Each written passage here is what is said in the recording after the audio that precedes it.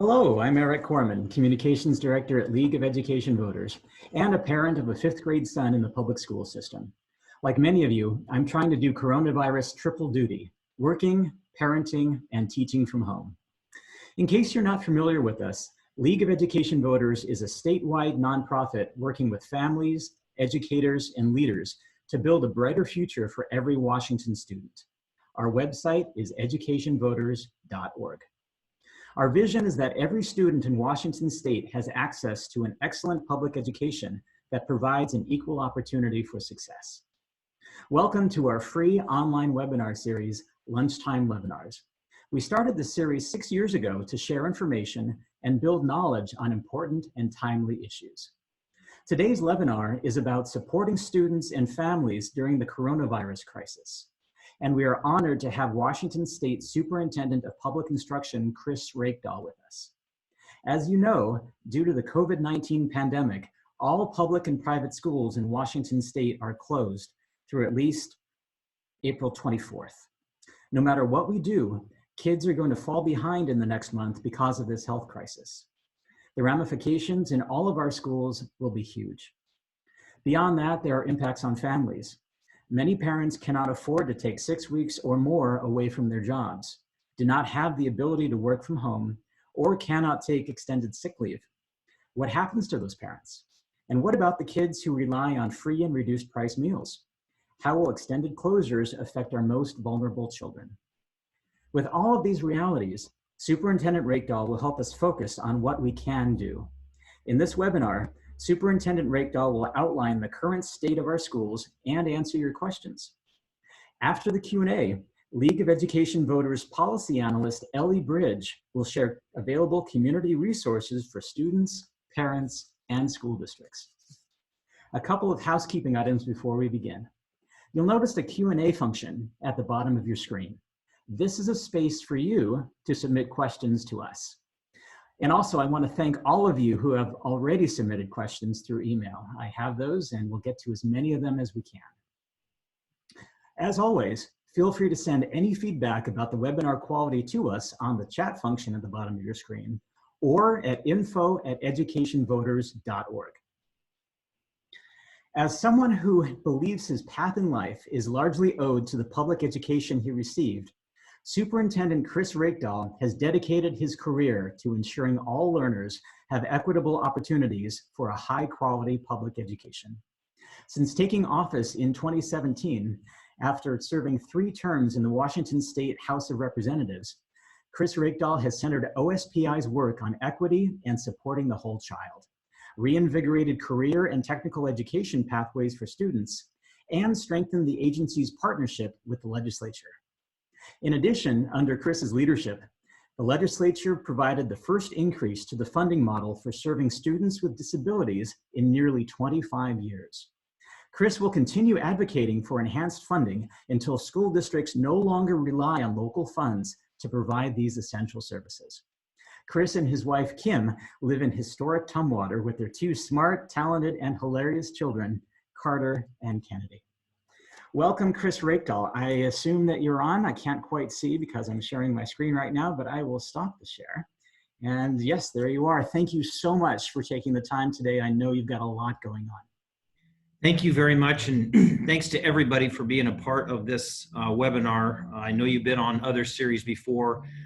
I'm not sure any of us can imagine this, and this has certainly been a remarkable moment in our global history. It's impacted the world, the nation, and the state. Let me just ground you in a little bit of where we are today. 41 states in the District of Columbia have completely closed their schools. There's various timelines to that. Some have done that for a few weeks and they're revisiting. As you know, we've established this through the governor's proclamation for about a 6-week period of time where we're scheduled to come back April 27th. At least one state and others are contemplating full closures for the rest of the year. So how did we get here, and what does that decision making look like? I want to make sure folks understand that all of these determinations on proclamations of closures are solely the function of the governors with respect to statewide authority. We had that moment in the beginning of this. It seems like it was years ago. It was literally a week and a half ago, where local health jurisdictions did have the authority to close down our schools. They were not doing that necessarily, except short term, where there was a confirmed case or a presumptive positive case, as it was called. They would shut the school down for a couple of days, clean it, resume. When it became obvious through the Department of Health's work and the researchers in epidemiology that the curve on this thing was going to get very steep and very dramatic, the governor took a series of steps through executive orders and proclamations to begin to close down. And you saw those things, gatherings in Snow King and Pierce, schools in Snow King and Pierce counties. Ultimately, by last Friday, he made a determination to close all of our schools.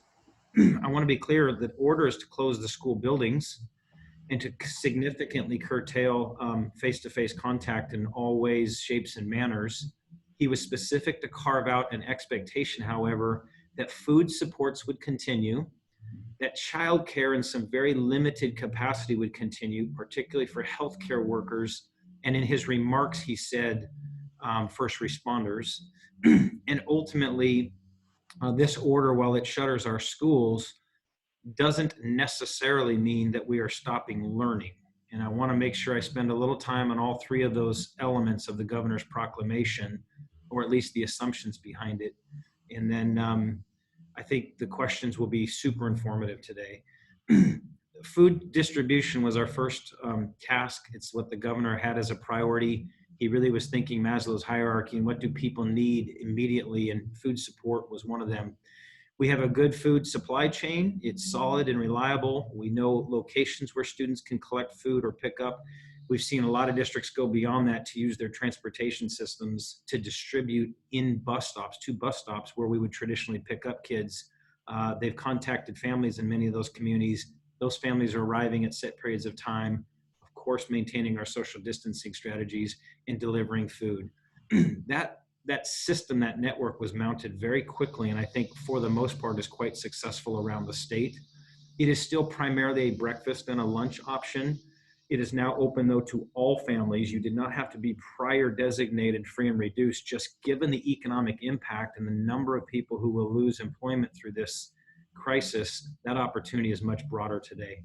Mm-hmm. If you want to help and volunteer, I'd say one of those places where that still might be an opportunity is some dinners and some weekends, because we still have some restriction with the federal government about some of those opportunities. But we've tried to flex every rule that we can think of to make this opportunity available. The second one was childcare, and I know it's really important because LEV has a pretty awesome history of being about more than K-12. It's been post-secondary focused and early childhood ed focused. Mm-hmm. The governor's orders were narrow. We've gotten a lot of pressure to go beyond that, and I really respect that. People want us to sort of transition from an instructional model of 1 million kids to serving lots of students in a childcare environment. That wasn't the governor's order, and I think the Department of Health officials have made clear to us that that would sort of violate the goal here. And I got to be candid, the goal is social distancing and isolation to avoid a dramatic and exponential growth in the curve of those exposed to COVID-19, because within 2 or 3 weeks of every data point on exposure is a subsequent hospitalization statistic that is just absolutely moving in correlation. So that's why you're seeing such dramatic steps around the country now as people realize that we have to flatten that curve. Childcare is going well in some places. I think where there was existing relationships with early learning partners, or where K-12 schools had ECAP or Head Start programs, for the most part, they've been able to create a continuity of care. They are now almost universally around the state in contact between districts and healthcare providers and hospitals, saying who are your essential personnel and how can we make sure that we are available to you if you do not otherwise have childcare. So nutrition services, quite effective. The childcare side, good, but still some things being ironed out there. And then lastly, the governor's order didn't direct additional learning, but it didn't prohibit it. And I think that's what's important is we still have what we call apportionment. The governor was clear he wanted money to continue to flow to districts because we cannot add in the public sector to the absolute financial devastation that is coming to our state and to our nation and to many parts of the globe. He wanted to make sure that those families in education weren't also the ones finding themselves on unemployment lines and losing their homes and the other sort of ramifications that may be coming. But that also means there's an expectation for work.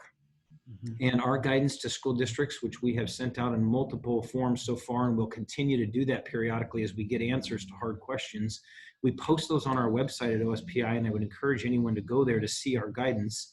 I will say that with guidance, new guidance overwrites old guidance. You might see the original one and say, boy, that seems like that's not applicable anymore. It may not be, because there's new guidance, or a new governor's order absolutely supersedes our old guidance. And unlike, or like this very tragic virus that's sort of exponentially growing, the things we face and the questions we're having to answer grow exponentially as we contemplate this. So food in pretty good shape, childcare continuing to develop out with a pretty narrow focus on eligibility, and then ultimately learning services. Learning is happening in a lot of parts of our state, and most districts right out of the gate got a day or two to plan, not a lot of time, but a little time to plan. And they sent home advanced work for students to begin sort of the first phase of this. We were really clear to treat this first week like a spring break. Everyone was scheduled in this window across the state to have a spring break. We just thought it made sense to front load that. I understand how hard that is for parents, because even a promise that supplemental learning may be coming is hard. In that first week, we had people say, why don't we just flip a switch and turn on online learning?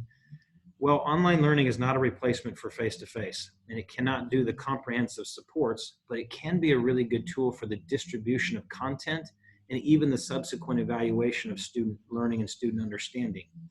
We have districts who are ready to go day one, and they did, and we have lots of them deploying that right now after they've had a little bit of time to think about it. We have others who are going to be more cautious, either because they have to build a plan with their staff, maybe even prepare their staff and train them for what online instruction might look like, or in some of our very rural and remote communities, they're working on some pretty old school methodologies, using buses to take homework packets and deliver into neighborhoods and communities because their families don't have access to the hardware or they don't have access to connectivity. That's a very real thing in rural Washington and actually parts of the Puget Sound, although less so.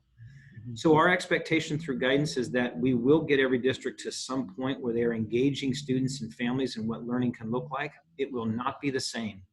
It simply will not be 5.5 hours of a first grader or a third grader in front of a screen receiving instruction like they would in their classroom.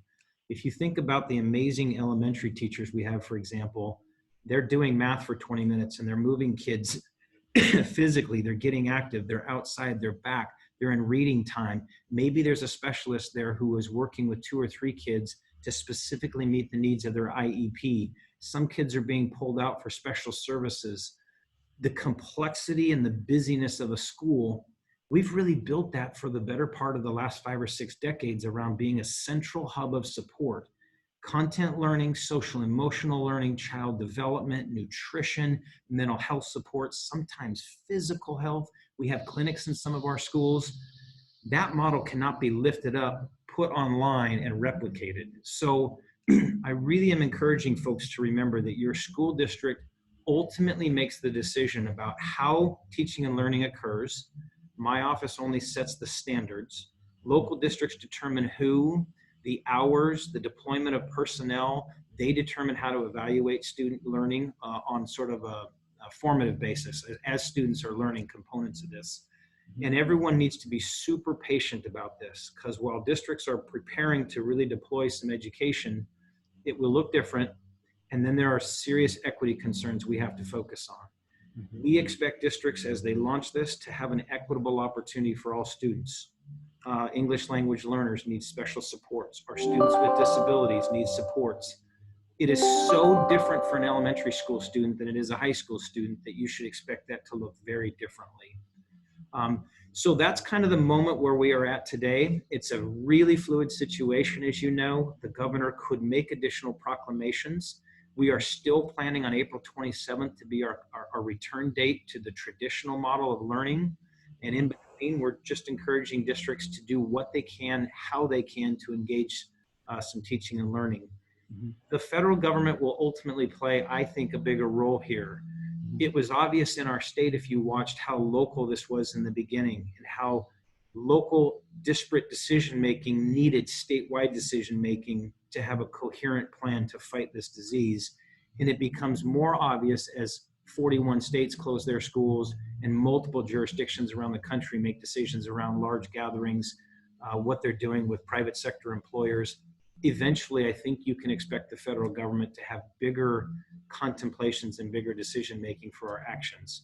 That said, we're focused on April 27th. We're focused on some learning right now. We expect to return to school with a more traditional model.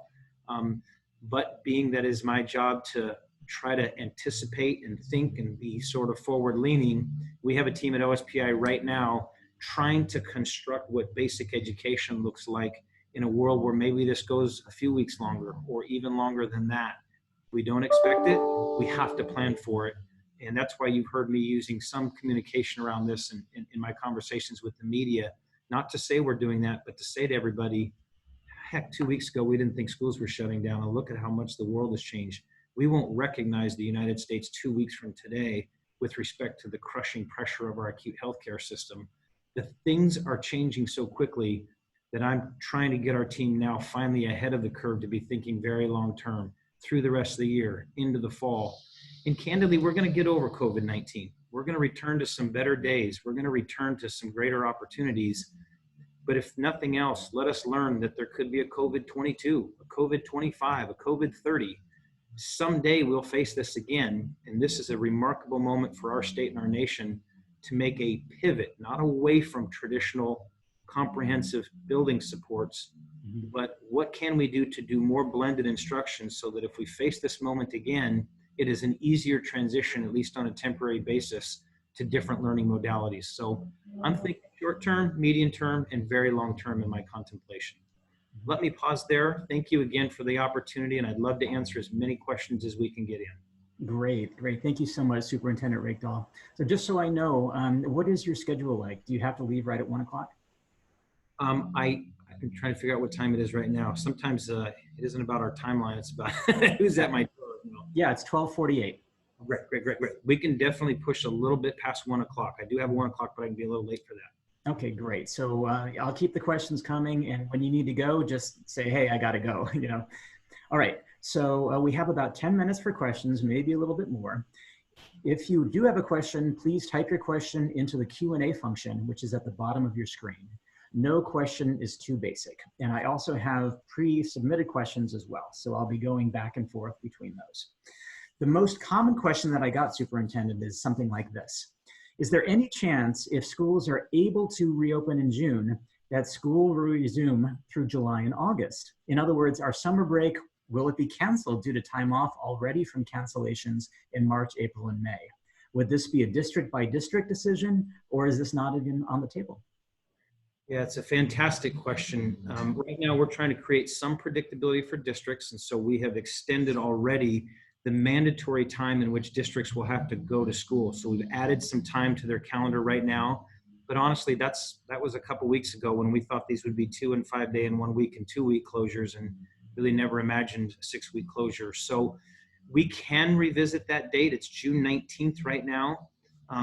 Couple challenging aspects to that. One, we do expect some learning to go on. So we don't think we're going to lose all of that time. We think a lot of powerful learning can occur. Two, we'll run into a cash flow problem in our schools. With the governor insisting that we pay folks because he doesn't want to contribute to the economic impact, districts will continue to burn their cash rate here through that date. So if we then add July and August school, of course, we would be talking about large supplemental contracts likely, and lots of additional costs, fuel for buses, time, food supplies, et cetera. So we're going to keep revisiting that date. Right now, it would be June 19th. We will try to get as much learning in between now and then as possible. But to the other part of your question, nothing would prohibit a school district from going past that. We're simply saying everyone shall go that long, and then we can waive days and hours after that. But other districts around the state can choose to go beyond that. Great. Thank you so much. Another common question that I got, and one that's on the screen now, is, are there any supports or plans in place for students with disabilities? The concern being that time away from the classroom puts them at more of a disadvantage than the average student. Yeah, that's what our team is literally 2 floors up from us right now working on, is with an expectation of some family engagement and student engagement and learning across basic ed. We are always reminded that our students with disabilities are basic ed students first. So we want to create a learning opportunity for all of them. And so it goes, when you do that, you are going to have to revisit IEPs to accommodate in this 5 or 6 week window, what does that look like for students who need additional support? So we're trying to build that guidance for districts right now. Again, a little pause right now in this first week. Some are out there racing ahead and doing it. Others are going to kind of wait for some guidance, but we do expect some continuity of learning, very different than what we're used to. And we expect that some supports for students with disabilities will parallel that work. And for those of you who are close to that world, and I know lots of LEV members are, this is going to include some compensatory time, no doubt, where we will do our very best to create this equitable moment. And then where students need additional supports, we will do everything in our power to get the resources to districts to do the compensatory work. Great, thank you so much. Here's another question. Is OSPI requiring that all districts operate a food service and daycare program during COVID-19? Yeah, this is really hard because the governor's proclamation makes clear that's his expectation. But even a governor proclamation can tell us what not to do, for example. He can say to us, you're no longer going to bars and restaurants, and we're no longer going to have buildings open.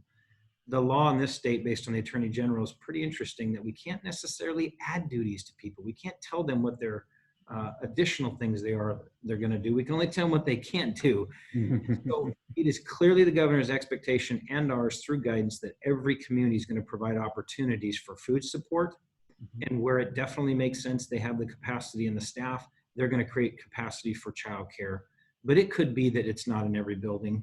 And you might have districts absolutely on top of each other who say, it really doesn't make sense for each of us to have 15 kids in our facilities. What if we had one facility, 3 different classrooms, 10 or fewer to manage the social distancing requirements? So we think the opportunity will be in a lot of communities. We are strongly encouraging this. That's the legal authority I have. But it is possible that a district would say, I don't have the facilities or the trained personnel, or I can't meet the requirements of the Department of Health, so we're not going to be a provider, but they need to be working with their partners in the community to find a provider. Great, thank you so much. I have a couple of questions about workforce. Here's the first one. Employees are stressed out about pay. Most districts have told employees we will be paid through March. What happens after that? Can we expect a paycheck? Certified employees sign contracts through June 2020. Do these contracts still hold up? And thank you for your time and leadership. Chris and the governor, you're both doing a fantastic job. That's very nice, thank you. The contracts do hold up. The other thing we have made certain through the Attorney General's office is that a governor's authority, again, can restrict a little bit of our behaviors in society, but contracts aren't broken as a result of those. But as I said, in parallel, there's an expectation that we have some essential services to provide, whether it's food services, some limited childcare, or this connection with kids and families through this to try to create some learning engagements. So superintendents and local bargaining units are in conversations right now about what that looks like. But at this point, our apportionment system, our payment system to districts will continue in full. The governor has encouraged us to ensure that payment to employees continues in full. Those employees should expect to engage with their local district on what they can do in terms of meaningful work or meaningful professional development or meaningful service delivery at a distance for the most part, in order to ensure that compensation flows to them. Great, thank you. And this is related.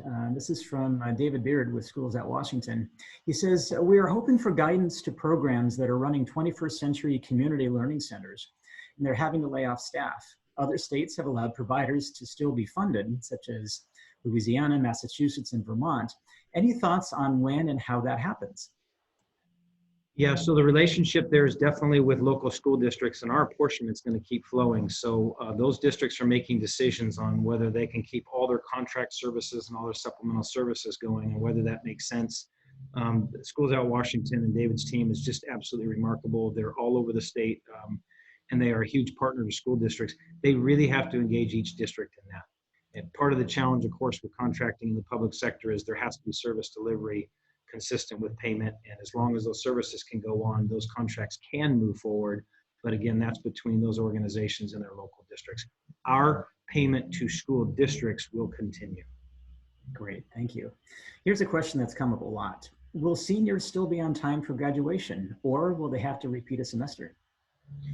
We don't think they'll have to repeat anything, but let me be clear about what the two scopes of work are here. OSPI can certainly waive days and instructional hours, but we have an expectation that our educators are going to engage our seniors and their families with probably some prioritization. Who was behind in credits, who looked like they had a trajectory that was going to come up short of graduation. So we're building guidance right now about what that looks like and all the strategies that are possible. You can engage students in project-based learning. They can get credit for working out in communities, although that's hard right now. We know some students will stay engaged in their dual credit programs of Running Start and others. The second phase of the work, though, is the State Board of Education. They actually have the waiver authority on credits. And they were given authority right at the end of the legislative session to address this question. The language is pretty interesting. The legislative intent is clearly to engage families, make a reasonable effort on continuous learning. But if the student was projected or on track to graduate prior to the closure, it seems to me the state board needs to make really significant deference to that. Again, as long as districts are trying to engage families. And then there'll be a waiver process. There'll be some formal process where districts apply to the State Board of Education. If the student came up short, again, if they meet the requirements, good to go. Often it's 1 or 2 credits in the senior year, sometimes a 3rd credit, but it can be relatively small the senior year. But the answer is yes. We're going to create the opportunity for the engagement. The State Board of Ed, I believe, is poised to act to make sure that the waiver is possible for students who need it. We want to get kids graduated. It also means our higher ed institutions have to be super flexible this year. I think you're going to see a lot of districts in the second semester go to a pass-fail model so that they are not doing harm to students' GPAs, for example. I always chuckle if you'll give me a moment to think about this. We are so obsessed with letter grades in the United States in middle school and high school, but the best universities in the world have abandoned them for decades and primarily use a pass-fail model where instructors are challenged to evaluate students to make sure that they meet standards. But this is going to be a very different year, and forever, the year 2020 will have an asterisk next to it in our data systems. Great, thank you very much. So I have a question about alternative learning environments. As a teacher of an alternative learning environment school, we already have students who are doing their work either online or remotely. We have the capability of keeping our students progressing as it is a portion of our present setup. What are the guidelines going to be for ALE schools? What state guidelines must we consider in order to move forward educationally? Yeah, as I said earlier, the governor's proclamation shut buildings down due to public health. It did not shut down learning. So you've seen very little guidance from us because at this point, we think ALE programs can continue to move forward. There's a lot of attention by some districts to beef up those opportunities and those offerings. Lots of families are looking for those choices as well. So where it's appropriate, we'll give additional guidance. But at this point, the message is they should keep going. They work at a distance. That's exactly how it works. There's some contact hours required in those that we're going to figure out ways to either waive or dismiss on a temporary basis. But really proud of those programs. I keep saying our state is a diverse one in terms of educational modality, and there's no one size fits all. Right now, we're going to move quite a ways away from the old traditional face-to-face and comprehensive supports to something that looks a lot more like ALE for everybody. And those programs should keep plowing ahead. Great, thank you very much. So here's a question about early learning. What is the stance on Head Start ECAP programs? It seems all public and private schools are closed, but there has been no mention of preschool children at all. Schools are expected to stay open, and educators with the lowest pay already are scrambling for their own childcare and worried about pay if they can't stay open. It's been very quiet, anything early learning related. Do you have any information? Yeah, we're working with the Division of Children, Youth, and Families, DCYF, and obviously Department of Health, because a lot of these programs are continuing. One of the first choices districts made was if they already had a Head Cap or an ECAP or Head Start program, many of them kept it going. But I want to be clear, the governor's proclamation closes our buildings down, makes a narrow exception for these kinds of activities. And then as you return to that concept of using our facilities in a limited capacity, you now have to follow social distancing guidelines. So this is 10 or fewer people together. They have to be in cohorts. They can't interact as large groups. Their meal times have to be separated. There's enormous new hygiene requirements. I believe some of the DOH guidance requires temperature checks when they come in. So you see districts reacting very differently. If they feel like they can keep a continuity of those services, they are in some ways. And other districts have said, let's take a pause on this right now. We don't think we could deliver on that service until we figure out our personnel and we figure out the opportunity here. Generally speaking, I will tell you that my understanding of the governor's disposition here is this should be a very narrow opportunity. If we've got 10 or 20 or 50,000 kids in tight contact with each other, we defeat the public health aspect by just keeping it going, which is why you've seen a lot of districts peel back and try to get to those first responders, healthcare folks, or maybe keep their facilities open as is, but with very different deployment strategies. I also think you should anticipate this question changing should either the state or the feds take additional measures on distancing. This is one of the few places where we still have lots of little people congregating, and I don't know that that will hold up. Okay, great, thank you. So here's a question about standardized testing. Will standardized testing be waived or eliminated for this 2019-2020 school year? All of our standardized testing this year as a broad deployment are done for the year. We are not going to be doing any of those this year. What we've said in our guidance, though, is assuming we return back to school after the 27th, one of our graduation pathways for seniors is to demonstrate proficiency on smarter balanced assessments or others. So we're going to keep the testing window open and available and accessible for students who say, but I do want to take it because it serves a really specific purpose for my success. We're going to make sure that opportunity stays available. That guidance has already gone out. But the standard, 2 days, 3 days for math or ELA across the state, that is all suspended this year. We will not be doing any of that. Great, thank you. So here's a broad question, and you addressed this a little bit earlier, but in case parents have joined more recently, the question is about scheduling. Will all future decisions affecting school openings be a statewide decision at some point, or will local districts be allowed to determine openings one by one? We realize you can't predict, but what is your view? Yeah, so right now the governor's proclamation is certainly nothing sooner than April 27th. So nobody would be able to start sooner than that. Under the current law, as I understand it, if that date holds and we all do a return to school, we would anticipate everyone would return. You always have legal parameter in this state, though, that allows a local superintendent to keep schools closed for reasons they determine. We know this is snow days, or the boiler goes down, or there's a water leak or something. It can be for purposes of infectious disease. So I wouldn't anticipate them doing that. I think if we're back to school, there'll be an all clear signal from the state and we'll all return together. But it is possible districts would still be making their own decisions on that unless the governor acts differently, or, who knows if the legislature were to return to town and make different decisions. But that's the framework we're operating under, is we're all coming back. But just as a matter of law, local superintendents can always shut down their schools for reasons they determine. Okay, great. Thank you very much. When will the state clarify and offer leadership as to how districts can equitably continue student learning in the specific courses they're enrolled in, particularly for high school students? Is it up to district choice, or will there be something more standardized that districts can follow coming from OSPI? Yeah, even in normal times, OSPI only sets learning standards, the modality, so who teaches, how they teach, what materials they use, what curriculum they use. That is always and completely a local choice of districts. This is a weird moment for our state and for our nation, where local control, which we generally love, and it's reflective of our communities, and it can be so different and diverse. This is one of those moments where you love local control until you don't anymore, and you want the state to be heavy and come in and say, this is how it's going to be. Our legal opportunity is to build guidance. So our team is working right now. We are aiming for guidance to districts by Monday that really shapes what this sort of minimum instructional framework might look like for every district as a guide for them. But ultimately, they'll make some decisions. A lot of it is a function of their resources.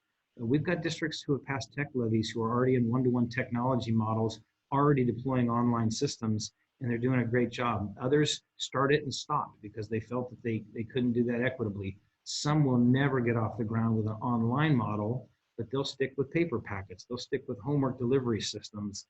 So it will be up to them locally. You will not see us come in and say, this is exactly how you have to do it, because gosh, we've never built a framework where that's equitable. If I made a mandate for something, I would immediately have districts who couldn't meet the mandate. So it'll be a blend of our guidance and our expectation with local decision making. Okay, great. I know you've got to go, so I've got one last question, which is for all the parents who had questions that were not answered, is there someone at OSPI, either through email or otherwise, that they can contact with their questions? So I'm having Katie write down an opportunity for me here to deliver that, but I want to say as a matter of framework, our relationship is primarily a legal one with school districts. So we definitely want to answer your questions. We'll provide this opportunity, and I'll give you the website here. But if you think your question is more appropriate for your local district, please, I encourage you to do that. Because they get to decide all manner of teaching and learning in the state, most of these questions are answered by locals because they are right now trying to custom tailor the 6-week window, and they probably have better answers than we do. If it's a state policy question, we're really happy to take it and answer it. I won't even spell it out. We'll all get to our dictionaries later on, but it's superintendent at k12.wa.us. Superintendent at k12.wa.us. Great. Awesome. Thank you very much. I'll be sure to include that in the follow-up email that's going out to everyone who registered. So in case you didn't write it down, no worries. Superintendent Reykdal, thank you so much for all you're doing. We really appreciate your leadership. And honestly, we'll be standing by to see what comes next. Thank you. I do appreciate everyone's engagement. What a remarkable time in our history. With 2 kids of my own, there's joy in one and there's anxiety in another one. I'm going to be honest with you. That's, I think, a lot of the reaction out there is kids are processing it differently. And I know we are so focused on learning at LEV and your mission, and it's important to us. Please focus on the mental health of your kids and your family. Please check in on grandparents in a way that is safe, particularly if they live alone right now. We have a public health crisis that is causing a ripple in our school system. Keep your focus on the public health side of this first and foremost as we work through what learning looks like. And again, please trust that we've got a short-term vision that we have to get through. We are thinking medium-term in case this goes longer, and I am already building some opportunity long-term so that when we face this moment again, we are significantly more prepared. I've got 50 colleagues around the country who have my role. 42 of them have already found themselves completely shutting down their schools. Into a state right now, nobody is prepared for massive online learning in a way that's meaningful with what we have today. So planning on all those things. Thank you so much for being a part of this. Great, thank you so much. Now, League of Education Voters is aggregating resources available in communities across Washington State to help us get through this difficult time. Ellie Bridge is a policy analyst at League of Education Voters, and she comes from a background of teaching. She taught 7th grade history in Brownsville, New York, and in Cambridge, Massachusetts, before coming to League of Education Voters in 2019. Welcome, Ellie Bridge. Hi, Arik, and hi, everybody. Thank you so much. So as Arik mentioned, my name is Ellie, and my background up until this point has entirely been teaching middle school and high school history, as well as some writing and some math, and just more generally, supporting equity on classroom levels. School is central to so much, not just education and academic growth, but also providing basic needs and services to young people. For teachers, parents, and students, I recognize that this is an exceptionally rough time that can bring a lot of stress to those just trying to provide the best for our kids. So with that, I'm going to share my screen, and I want to direct folks to LEV's ongoing resource page that we've created to address needs that kids and families across the state are experiencing as a result of the coronavirus outbreak. We have collected and are continuing to collect resources in several different categories. We've got some general guidance resources with official communications from OSBI, information about meal services, which documents where and how school districts are distributing food. We've got some distance learning materials that we're continuing to collect, activities, free services, support groups and mental health resources for parents and for kids, just to name a few of the things that we've got up there. You know, many of us are wondering what education, distance learning, and equity are going to look like for children while this outbreak continues to unfold. And as this state we hope that the League of Education Voters can serve as a resource hub and as a touchstone for Washington families. Should you have any questions or even find that navigating all the links circulating out there is too challenging, I totally understand, and I would be happy to help you personally if you reach out to us. You can find our COVID-19 resources page and more at educationvoters.org by visiting our resources tab. Thank you. Great, thanks so much, Ellie. And yes, that's educationvoters.org. It's also on our homepage, so you don't even need to go to a tab if you don't want to. Our next LEVinar will be about how to get involved in the rulemaking process for special education services in Washington State. That's assuming that given the COVID-19 crisis that the plans for doing so continue and they may be postponed. We'll keep you posted on that. Right now, the LEVinar is scheduled to take place next month in April, with the exact date coming soon. You can register for that LEVinar and all future LEVinars by visiting our website, educationvoters.org, and clicking on Events, then Lunchtime LEVinars. I'll also send registration information in a follow-up email. Thanks to each of you for joining us today. If you have additional questions or comments, please send them to Arik, that's A-R-I-K, at educationvoters.org. A recording of today's presentation will be available on our website, educationvoters.org, and will be sent to you in the follow-up email, which should land in your inbox in 24 hours. Feel free to send the recording to anyone who's interested, friends, colleagues, relatives. And if you would like to learn more about League of Education Voters or support our work, please visit our website, educationvoters.org. Thank you again for attending. We really appreciate it. Thank you so much for all you do for Washington students. I hope to see you at future LEVinars.